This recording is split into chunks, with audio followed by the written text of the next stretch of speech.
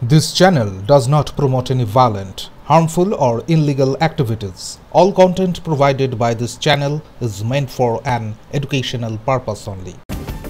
মুর্শিদাবাদ জেলার নিউ ফারাক্কায় পুলিশের ওপর হামলার অভিযোগে গ্রেফতার করা হলো তৃণমূলের এক উপপ্রধানকে। ঘটনাকে কেন্দ্র করে এলাকায় ব্যাপক উত্তেজনা ছড়িয়েছে। সূত্রে জানা গিয়েছে, শুক্রবার রাতে ফারাক্কার 12 নম্বর জাতীয় সড়ক দিয়ে পাট বোঝা একটি ইঞ্জিন ভ্যান যাচ্ছিল। নিউ ফারাক্কা ট্রাফিক মোড়ে কর্তব্যরত এসআই ভ্যানটি আটকান। তার দাবি, জাতীয় সড়কে ওই ধরনের ভ্যান চালানোর অনুমতি নেই। এরপর ভ্যান চালকের কাছ থেকে জাতীয় সড়কে আর না চলার লিখিত মুচলেখা নেওয়া হয়। অভিযোগ, এরপর ভ্যান চালক বিষয়টি পাট মালিক তথা তৃণমূল নেতা তারিকুল শেখকে জানান। ক্ষিপ্ত বেওয়া 1 নম্বর গ্রাম পঞ্চায়েতের উপপ্রধান তারিকুল শেখ ঘটনাস্থলে গিয়ে কর্তব্যরত এএসআই এর ওপর চড়াও হন এবং তাকে মারধর করেন। খবর পেয়ে দ্রুত ঘটনাস্থলে পৌঁছায় ফারাক্কা থানার পুলিশ। পরিস্থিতি নিয়ন্ত্রণে এনে গ্রেফতার করা হয় উপপ্রধান তারিকুল শেখকে। ঘটনায় চাঞ্চল্য ছড়িয়েছে নিউ ফারাক্কা এলাকায়।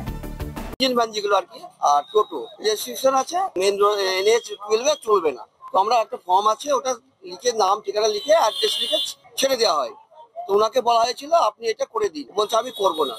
উনি ফোন করলেন, উনি কে বলছে ওটাকার সদস্য আমি জানতামও না। ফোন করেছে, উনি এসে উল্টো পাল্টা এসেই আমার উপরে চড়াও হলো। আমার কাছ থেকে চাবি কেড়ে নিয়ে কলার ধরে মারামারি যেটা হয় আর কি। আমি এসে বললাম যে আমার ভ্যানটা কেন আটকানো হলো, মানে আমার ড্রাইভারকে গালিগালাজ করি, তো আপনি এইভাবে গালিগালাজ করতে পারেন না, এই কথাটাই বলেছি আমি। আর চাবিটা আমার গাড়ির কেড়ে নিয়ে